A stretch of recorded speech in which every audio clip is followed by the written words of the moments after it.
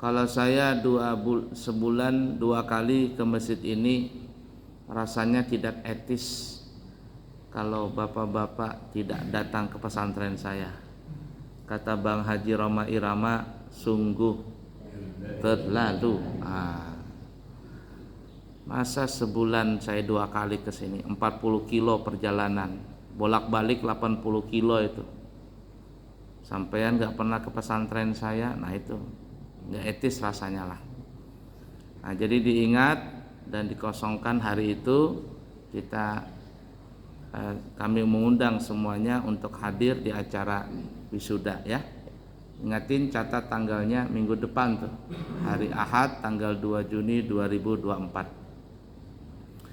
Kemudian di hari tersebut adalah hari spesial buat pesantren kami. Kami bersyukur kepada Allah Ta'ala.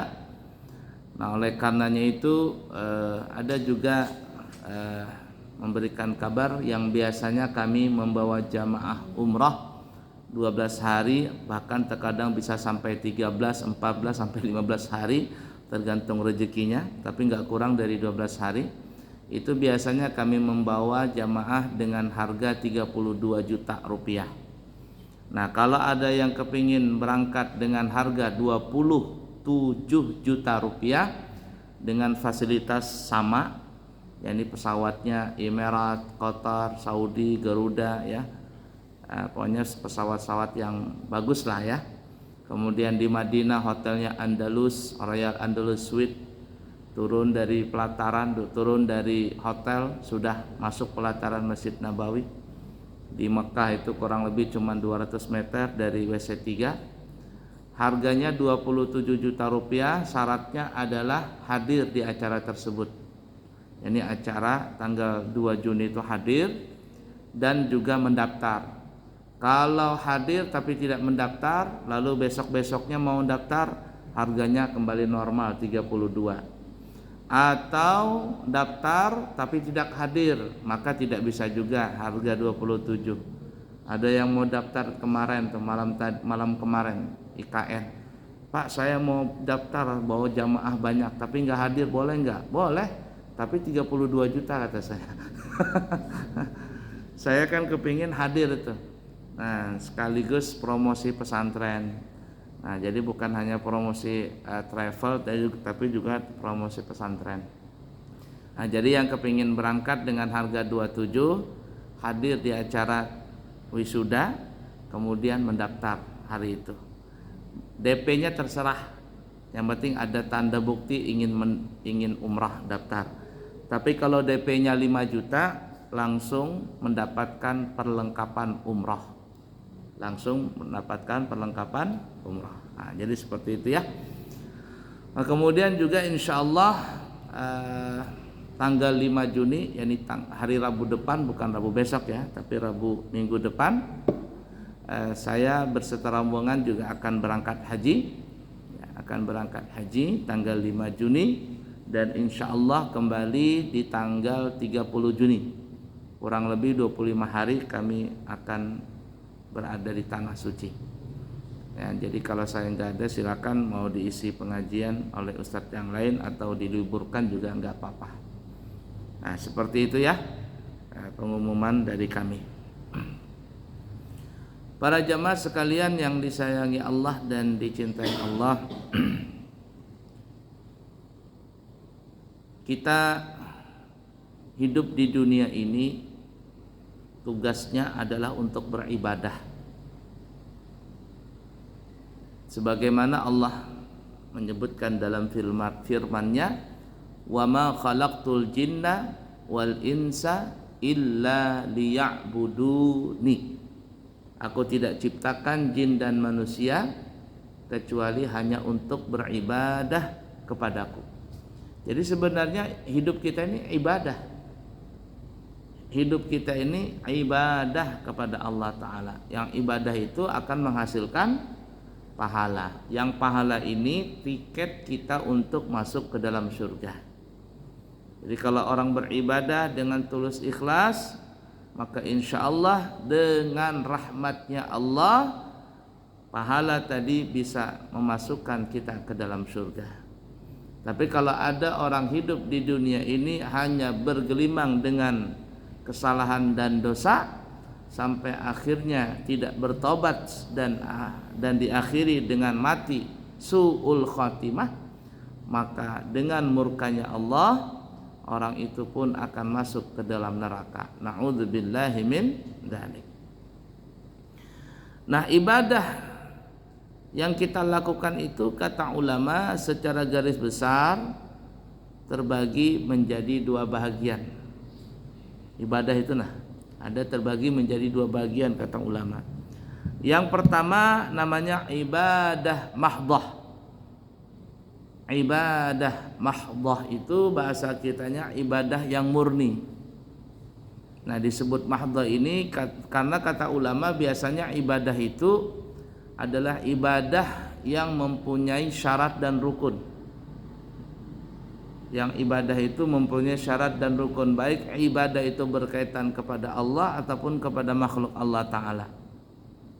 Nah, ibadah yang berkaitan dengan syarat dan rukun ini disebut biasanya ibadah mahdhah. Kemudian juga ibadah itu ada contohnya dari Nabi. Nah, karena biasanya ada contoh dari Nabi, maka timbullah syarat dan rukun. Ini yang disebut ibadah mahdhah, ibadah yang betul-betul murni. Kalau sudah ada contoh dari Nabi dan para ulama sudah mensyaratkan dan memberikan rukun dan syarat, maka ini ibadah harus sesuai dengan apa yang telah ditetapkan oleh para ulama, yang sesuai dengan hadis Nabi Muhammad sallallahu alaihi wasallam. Nah, ibadah mahdhah ini contohnya seperti salat, puasa, ya kan ya, zakat, haji, itu semuanya ada syarat dan rukun. Nah, begitu juga ibadah yang berkaitan dengan makhluk Allah Ta'ala seperti pernikahan, ya kan ya. Pernikahan itu ada syarat dan rukunnya, jual beli ada syarat dan rukunnya. Utang piutang, gadai menggadai, semua itu ada syaratnya dan rukunnya. Maka ini disebut namanya ibadah mahdhah. Nah, kemudian yang kedua, ibadah ghaira mahdhah. Ibadah yang tidak murni. Ibadah tidak murni gimana ya? Mahdhah itu bahasa kita ya. Tidak kalau sepintas mungkin kita bilang itu enggak ibadah, tapi sebenarnya ibadah itu. Nah, ibadah yang ghaira mahdhah ini, yang tidak murni 100% ini bukan berarti tidak sah ibadahnya. Artinya ibadah ghaira mahdhah ini biasanya tidak ada syarat dan rukunnya dan tidak ada dicontohkan oleh Nabi secara langsung. Bisa Nabi cuman mengucapkan ya, memberikan saran begini, atau dicontohkan oleh sahabat. Nah, itu bisa menjadi ibadah mahdhah, ibadah ghaira mahdhah. Contohnya apa? Ya contohnya umpama orang nuntut ilmu agama. Zaman Nabi tidak ada yang belajar ilmu nahwu, ilmu saraf, ilmu apa lagi? Ilmu kedokteran. Ada zaman Nabi ilmu dokter ya. Apalagi nih ilmu yang ilmu arud, ilmu baca syair, banyak ya, usul hadis, usul tafsir dan lain sebagainya, banyak sekali. Nah, zaman Nabi nggak ada, tapi para ulama mengaitkan ilmu tersebut untuk bisa memahami Al-Quran dan hadis. Maka mempelajari ilmu tersebut, apabila dipelajari jadilah ibadah. Contoh umpama mempelajari ilmu nahwu, ilmu saraf, ilmu lughah Arabiyah, ilmu mantik, balaghah dan lain sebagainya. Banyak sekali itu yang dipelajari. Ini adalah jembatan ilmu untuk memahami daripada Al-Quran dan hadis. Karena kalau tidak paham ilmu ini, maka banyak orang enggak memahami bagaimana memahami ayat Al-Quran dan hadis Nabi kita Muhammad sallallahu alaihi wasallam. Ilmu-ilmu seperti itu disebut namanya ilmu alat. Nah, jadi kalau ada orang belajar ini, pahala dia, ya, pahala. Atau contoh yang lain ghairu mahdhah itu seperti tersenyum. Nabi cuma tersenyum. Apakah senyum kita sama dengan senyum Nabi? Tidak tahu bentuknya gimana. Ya, senyum Nabi, ya, apakah sama dengan senyum kita? Wallahu alam. Cuma di situ kan senyum saja. Nah, senyum itu ibadah. Tapi kalau kebanyakan senyum bahaya juga. Ya. Dan kata ulama ya, kita ini manusia adalah makhluk sosial. Makhluk sosial, artinya kita tidak bisa hidup sendiri. Siapapun kita pasti memerlukan orang lain. Jangankan masalah yang besar, masalah kenegaraan umpama, masalah kerakyatan, masalah pribadi pun itu kita perlu orang lain. Yang kecil nih, yang kita mungkin anggap remeh, itu kita perlu orang lain. Contohnya apa? Senyum tadi. Senyum itu kita perlu orang lain. Kalau seandainya kita duduk di depan situ, nah 1 jam kita duduk, ketawa ketiwi, senyum senyum, senyum senyum, senyum senyum begitu. Tidak ada orang senyum senyum. Mungkin orang bilang, sedeng ini. Kata anak Balikpapan, sedeng. Kata Ustadz Dasat Latif, beleng-beleng. Beleng-beleng sudah ini. Nah, begitu saja kita perlu orang lain. Artinya kita ini makhluk sosial. Begitu apalagi contohnya ghairu mahdhah, banyak ya, gotong royong, bahu membahu. Al-Quran cuma mengatakan wa ta'awanu 'alal birri wa taqwa wa la ta'awanu 'alal itsmi wal 'udwan. Bertolong-tolonglah dalam kebaikan, jangan bertolong-tolong dalam perbuatan dosa dan permusuhan. Jangan. Nah, jadi seperti itu tuh. Ala kulli hal. Nah, kalau kita memahami tentang ilmu ini, maka 24 jam itu kita jadi ibadah. Tidur kita, makan kita, ya kan ya? Itu jadi ibadah. Jadi ibadah, walaupun dilihat itu cuma mubah, tapi kalau dipasang dengan niat-niat yang baik jadi ibadah. Jadi ibadah dan akhirnya menghasilkan pahala. Baik, kemudian kita lanjutkan. Karena hidup kita ini di dunia ini hanyalah untuk ibadah kepada Allah Ta'ala, baik ibadah mahdhah ataupun ghairu mahdhah, baik yang berkaitan ibadah itu dengan Allah ataupun kepada makhluk Allah Ta'ala, terutama manusia, seperti jual beli, menikah, utang piutang, bla bla bla dan seterusnya. Namun kata ulama, ibadah yang kita kerjakan itu kaitan kepada kita itu terbagi menjadi 4 bahagian. Ibadah yang kita lakukan kaitannya kepada kita itu terbagi menjadi 4. Yang pertama, ada ibadah yang kaitannya kepada badan kita saja. Ada ibadah yang kaitannya kepada badan kita saja. Apa itu? Contohnya ibadah salat. Siapapun kita, asalkan kita orang Islam, balik dan berakal, wajib bagi kita untuk salat. Tidak bisa berdiri, maka berdirinya dengan cara membungkuk. Tidak bisa cara berbungkuk, maka berdiri menggunakan tongkat atau sanggahan yang lain. Tidak bisa berdiri pakai tongkat, maka boleh pakai bangku. Tidak bisa pakai bangku, maka boleh duduk sila, kabuhunjur, kata serah.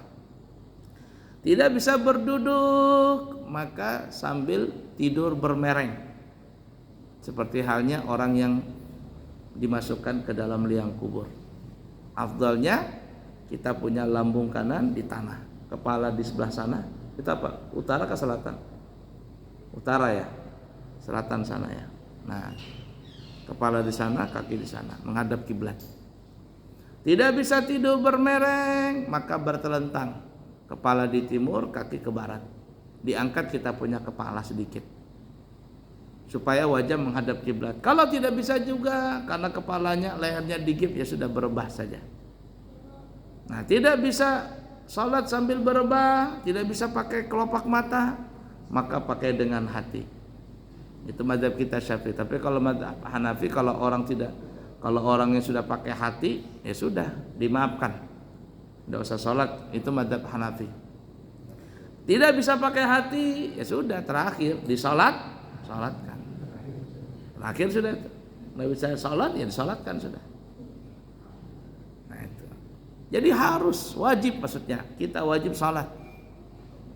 Nah, yang parahnya ada orang rumah dekat dengan masjid tapi nggak pernah ke masjid. Sampingan dengan masjid, depanan dengan masjid, belakangan dengan masjid. Bahkan di bawah masjid, rumah masjidnya di atas, dia di bawah. Atau masjid di bawah, dia di atas. Kenapa? Rumahnya di atas gunung. Masjidnya di bawah, tinggal nurun saja. Tapi nggak bisa sholat ke masjid. Nah, lari pagi 2 kilo, 3 kilo, tahan. Pergi ke puncak gunung, tahan. Pergi ke tengah laut mancing, tahan. Berjam-jam mancing di sungai, bernyamuk-nyamuk, sampai terkadang ada buaya, ada ular, wani juga datang. Tapi melangkahkan kaki beberapa langkah ke masjid, dia tidak bisa. Maka orang yang seperti ini, dan Haji Roma Irama mengatakan sungguh terlalu. Nah, itu. Nah, etis rasanya kalau nggak bisa ke masjid. Nggak pernah ke masjid, tapi anehnya pas datang ke masjid, ternyata dia datang lebih depan daripada imam. Alias apa ya? Salatkan.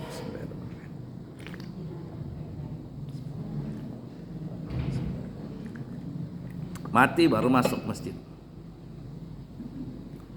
Nah ini kita kembali, kaitan pertama adalah ibadah yang berkaitan dengan badan kita saja. Salat, puasa, ini ya. Kemudian yang kedua adalah ibadah yang berkaitan dengan harta kita. Dengan harta kita saja. Banyak contohnya.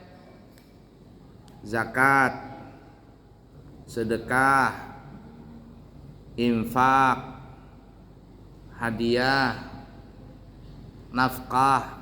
Nafkah ini kepada keluarga. Apalagi wakaf, apalagi hibah, macam-macam tuh. Nah itu berbeda-beda tuh hukumnya. Wakaf kalau saya terangkan panjang nih ya. Wakaf, zakat, infak, sedekah, hadiah, nafkah, hibah. Ada lagi? Beda-beda tuh definisinya dan beda-beda penyalurannya.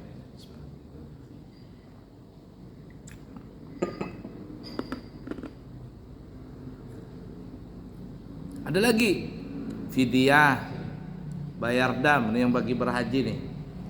Dam, fidyah, pakai harta itu. Ala kulli hal. Nah kalau orang beribadah dengan harta ini, walaupun orangnya nggak sehat, maka tetap wajib dia berzakat umpama. Ada orang nggak bisa puasa Pak, ya sudah, karena sudah tua atau sakit-sakitan yang membawa kepada kematian, sudah nggak usah puasa, nggak usah qadha, tapi bayar fidyah dia. Nah, ada orang sakit-sakitan, ya, nggak bisa puasa, sholat pun cuma dengan cara duduk, tapi duitnya miliaran, wajib nggak bayar zakat? Oh wajib dia bayar zakat. Nah jadi harta ini tidak berkaitan dengan badan, artinya bagaimanapun kondisi badan tersebut, kalau memang ada kewajiban dengan harta tadi, maka wajib untuk disalurkan. Bahkan dia mati pun, kalau belum dia menyalurkan apa kewajibannya dari harta tadi, itu wajib dikeluarkan lebih dahulu. Jadi tidak langsung ahli waris berbagi harta warisan. Dilihat dulu, ini seorang meninggal dunia, seorang bapak meninggal dunia umpama, harta warisannya 200 miliar. Oh, banyaknya 200 miliar. Menghayal aja kita. Masih sedikit tuh, masih banyak 271 triliun. Tidak ada bekasnya tuh. 271 triliun itu kalau dibelanjakan setiap hari 1 miliar, berapa puluh tahun baru habis itu? Ya, berapa 70 tahun kah baru habis itu atau berapa tahun? Lama itu. Nah, tuh. Ada orang meninggal dunia mewariskan harta 200 miliar. Ini ahli waris tidak boleh langsung berbagi. Lihat dulu. Pertama dilihat ahli warisnya ini, pertama yang dilihat adalah ada enggak hak-hak yang berkaitan dengan harta itu. Seperti zakat, 200 miliar. Tapi belum dizakatin hartanya tadi, wajib dikeluarkan zakatnya dulu. 200 miliar berapa ya zakatnya? 1 miliar itu 25 juta. 25 juta kali 200 berapa itu? 200 juta 25 juta kali 200 berapa itu? 2 miliar setengah berapa? 50 miliar ya? Segitulah pokoknya, menghayal aja kita. Ya banyak ya. 25 juta kali 200 berapa itu? 250 juta kah? Ya kah? Nah segitu tuh 200 miliar. Ya gini, 1 miliar itu 25 juta hitungannya. Ya berarti kalau 100 miliar 250 juta. Ya kalau 200 miliar 500 juta. Sedikit aja tuh 500 juta. Orang bahagia aja ada yang 500. Orang bahagia 500, sama saya 200 saja. Ada yang daftar 400 juta Pak. Wah kemahalan, sama saya 200. Waduh katanya, kalau saya tahu sama bapak katanya, saya sudah daftar katanya. Cabut kata saya, ikut sama saya.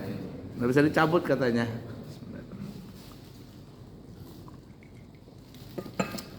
Nah itu tuh. Setelah zakat si mayit tadi dikeluarkan, baru yang kedua. Apa itu? Permasalahan tadhijul janazah. yakni apa namanya, upah pemandian berapa, pekuburan berapa, kan ya, tukang gali kubur berapa, kain kafan berapa, itu dulu dibayarkan, ya berapa ini kalau ada duit si mayit itu belikan kain kafan dan sebagainya. Makanya orang bahari itu, orang bahari ya, kalau dia sudah tua-tua itu dia mempersiapkan, sudah kain kafan itu disiapkan. Ini saya kain kafan tuh, kain ihram tuh baru datang minta lagi kan, habis kain kafan, kain ihram saya. Bukan habis, artinya mau persiapan untuk mati itu diambil terus. Ada si anu minta, si anu minta guru, ya sudah ambil dah. Maksudnya kan kain kafan itu kan sudah dibawa umrah nih ya, dibawa umrah, bawa haji. Tapi karena ada orang minta guru kain ihramnya ulun minta, nah ya sudahlah, bagi-bagi sudah. Nah ala kulli hal itu ya, itu yang kedua. Yang ketiga, utang piutangnya dia. Utang piutang. Berapa utangnya? 200 miliar duitnya. Utangnya umpama 100 miliar. Utang dulu dibayarin. Nah, tadi 500 juta sudah. Perlengkapan kematian anggaplah itu 2 juta lah habis. Ya kan ya? Karena di orang kaya 2 juta atau 5 juta lah. Nah, dipotong lagi zakat apa tadi namanya itu? Hutangnya dia. Nah, yang keempat sudah tuh, hutang piutang dibayarin. Setelah itu baru yang kelima. Apa yang kelima? Baru dibagi harta warisan. Sisanya berapa? Dibagi. Jangan belum meninggal sudah beributan harta warisan. Jangan ya, tidak boleh ahli waris seperti itu. Nah, ala kulli hal ya. Nah, ini ibadah yang berkaitan dengan harta tadi. Ya, kita ulangin. Ya, ada zakat, ada wakaf, ada infak, ada sedekah, ada hadiah, ada nafkah, ada hibah, banyak tuh ya, banyak sekali. Beda-beda namanya, beda-beda definisinya, dan beda-beda juga pembagiannya. Apalagi tadi ada dam, ada fidyah. Macam-macam itu. Baik, kemudian kaitan ibadah yang ketiga kepada kita itu adalah kaitan ibadah dengan hati. Ibadah yang berkaitan dengan hati kita. Dia tidak pakai badan, dia tidak pakai harta, tapi dengan perasaan hati.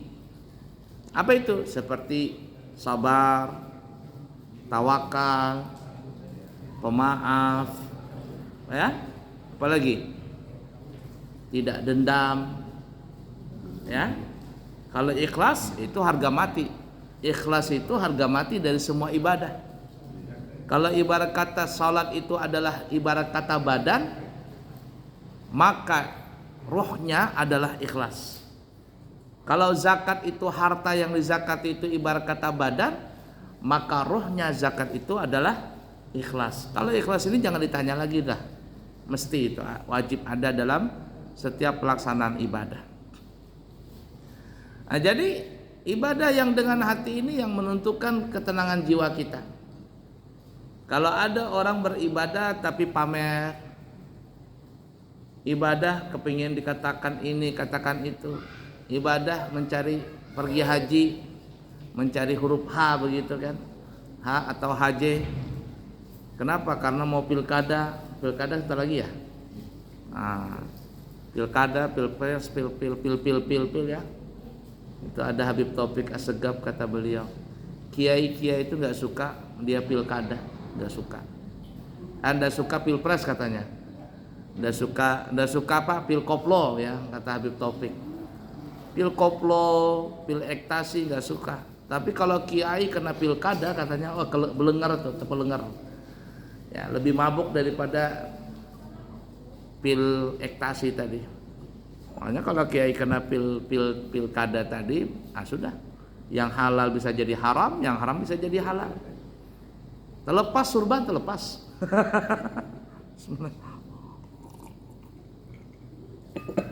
Nah, itu ibadah dengan hati ya. Belajar kita ilmu hati ini, karena ilmu hati itulah ruh daripada segala ibadah tadi. Nah, belajar ilmu hati ini babnya itu dalam kitab tasawuf, kitab pembersihan hati. Banyak sekali orang mungkin rajin ibadah tapi hatinya kotor, maka nilainya nggak ada di sisi Allah. Nilainya nggak ada. Ala kulli hal. Yang ketiga.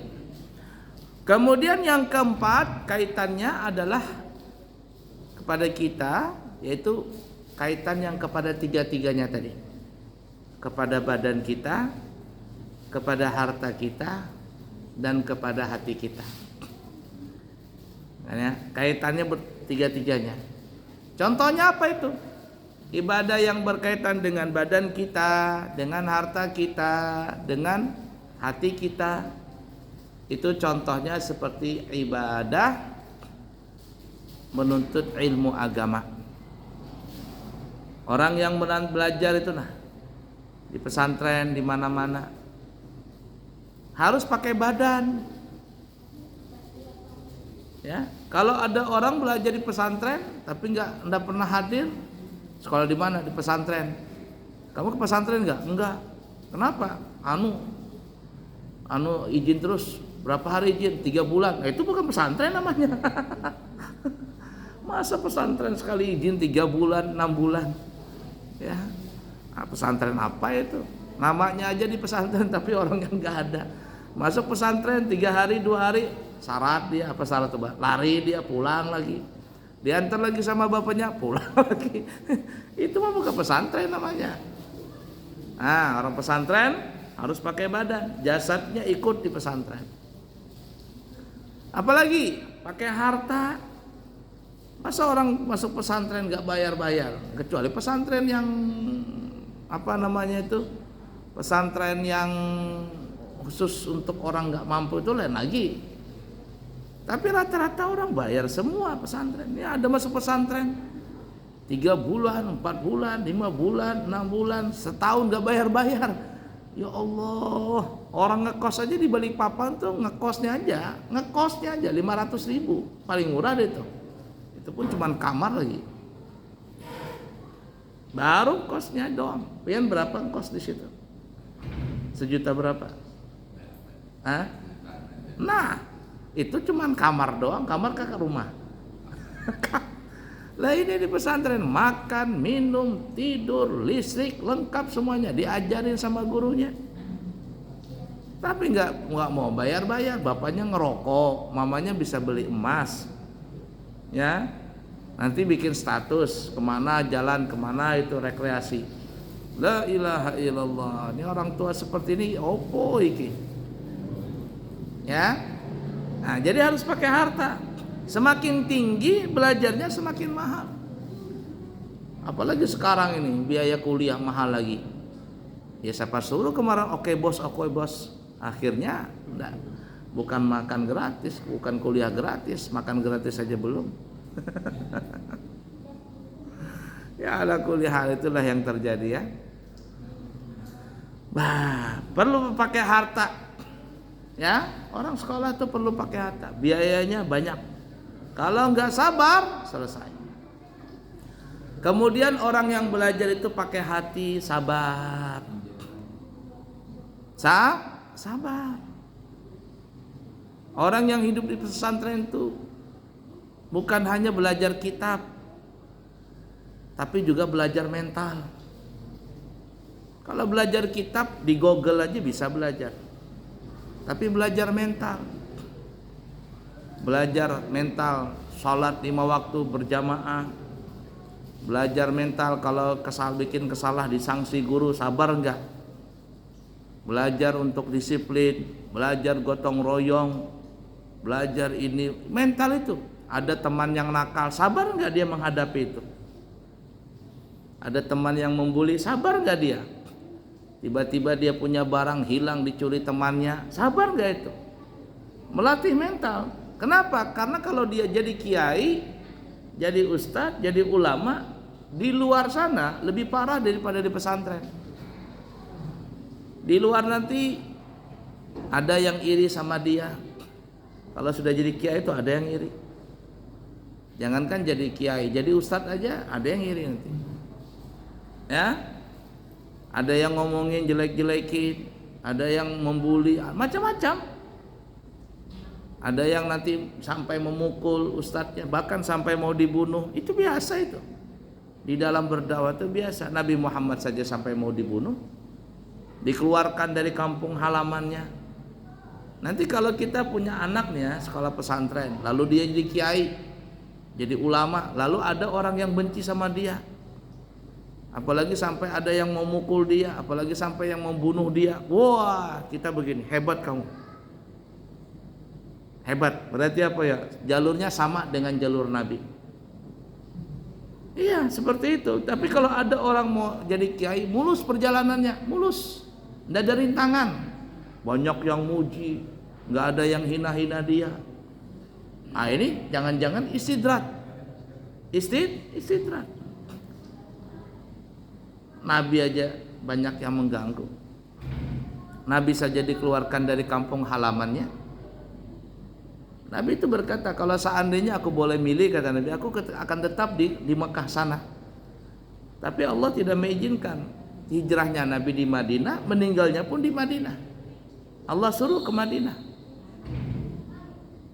Nabi lebih cinta ke kota Mekah karena tempat kelahiran Nabi. Itu ibarat kata pepatah kita, hujan emas di kampung orang, hujan batu di kampung sendiri, lebih senang di kampung kita sendiri. Walaupun hujan batu, itu artinya cinta tanah air luar biasa. Nah, itu Nabi. Nah, jadi nuntut ilmu ini harus tiga-tiganya, pakai harta, pakai badan, pakai hati. Kalau nggak sabar, berhenti sekolah, berhenti pesantren. Cobaannya banyak itu. Saya pengalaman pesantren ini ada 4 yang bisa menyebabkan santri itu gagal. Yang pertama, tergoda lawan jenis. Wah, ini parah banget nih. Kalau ada santri sudah bisa main pacar-pacaran, nggak lama berhenti itu anak. Nggak lama berhenti itu. Ini penyakit yang paling nomor satu, membunuh santri, gagal di dalam belajar. Paling-paling setahun 2 tahun berhenti dia. Gagal nih. Gara-gara lawan jenis. Yang kedua, teman yang salah. Nah, teman yang salah, bergaul dengan teman yang salah, ngajakin kita pindah ke sana yuk. Kita pindah ke sana yuk. Pindah, enggak juga jadi, malah tambah parah. Nih. Sekolah sana ya diajakin temannya. Ya, ngerokok lah, lari lah. Nah, macam-macam nih teman ini. Jadi jangan disangka satu pesantren itu baik semuanya. Enggak lah, enggak mungkin. Nabi Muhammad saja, di zaman Nabi Muhammad ada Nabi Muhammad, ada Abu Jahal, ada Abu Lahab, Abu Gosok sekalian ada juga itu. Artinya itu hukum alam, di mana ada putih di situ ada hitam. Di mana ada Nabi Muhammad di situ ada Abu Jahal, Abu Lahab. Nah, itu tuh. Di mana ada air di situ ada api. Kalau istilah saya, di mana ada Haji Sulam di situ ada Haji Muhyiddin, tukang bubur zaman Bahari sinetron tuh. Itu hukum alam sudah berlaku itu. Nih, 2 tadi nih. Teman yang salah, hati-hati nih. Yang ketiga, faktor keluarga. Wah, keluarga ini macam-macam nih. Ya, orang tuanya dengar ini, dengar itu, bla bla bla bla bla bla. Berhenti aja nak. Berhenti, enggak jadi apa-apa juga dia, orang tuanya terpengaruh. Atau bapak mamanya bercerai, berkelahi, anaknya jadi korban. Banyak itu. Nih. Orang tua aja nggak mampu lagi bayarin, tapi aneh, ngerokok bisa bapaknya, tapi bayarin sekolah nggak bisa. Berhenti aja nak, nggak usah belajar. Akhirnya anaknya disuruh ikut kerja, jualan inilah, jualan itu. Ya Allah, masanya dia belajar disuruh berjualan, lain waktunya. Tiga nih.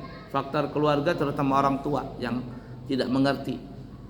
Yang keempat, apabila anak itu tahu duit. Nah, kalau sudah tahu duit dia nggak mau belajar dia. Ternyata di luar itu enak jadi YouTuber. Jadi YouTuber dia. Nggak lagi belajar dia. Ini kacau nih. Nah, jadi 4 faktor ini yang menyebabkan anak santri itu gagal. Lawan jenis, teman yang salah, orang tua yang salah, dan faktor sudah mengerti tentang hijaunya uang tadi, manisnya uang tadi.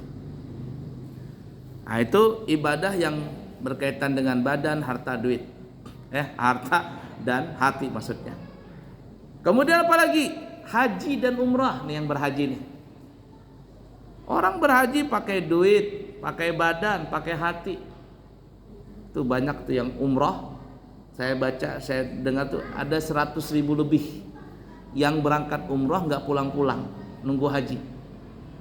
Berangkat umrah bulan Ramadan atau bulan Syawal tadi nggak pulang-pulang, nunggu haji. Apa ditangkapin semua? Di razia, pulang. Ngapain di sini? Pulang. Kasiannya itu. Pisahnya pisah umrah. Pulang. Ngapain di sini? Pulang. Bikinnya saking dunia aja. Nah, itu.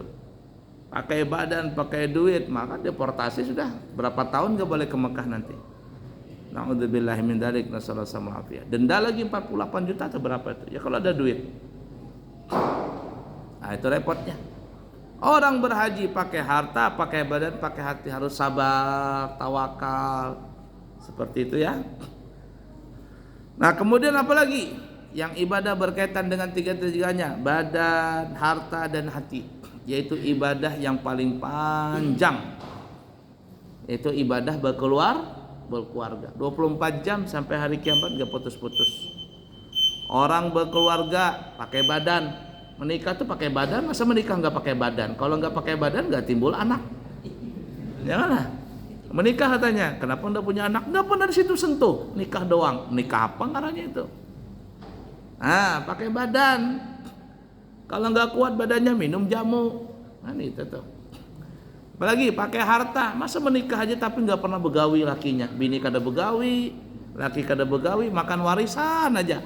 Habis warisan, bungut sudah. Dan yang ketiga pakai hati, sakinah, mawaddah, warahmah. Kalau nggak ada sakinah, nggak ada mawaddah, nggak ada warahmah, bahaya ini. Lakinya bisa cari sakinah nang lain, bisa cari mawaddah nang lain, bisa cari rahmah nang lain. Kenapa begini? Nggak ada sakinah di rumah tangga, sarik terus bini, ngomel terus. Kata lakinya, lebih aku cari sakinah nang lain aja carinya. Itu tuh.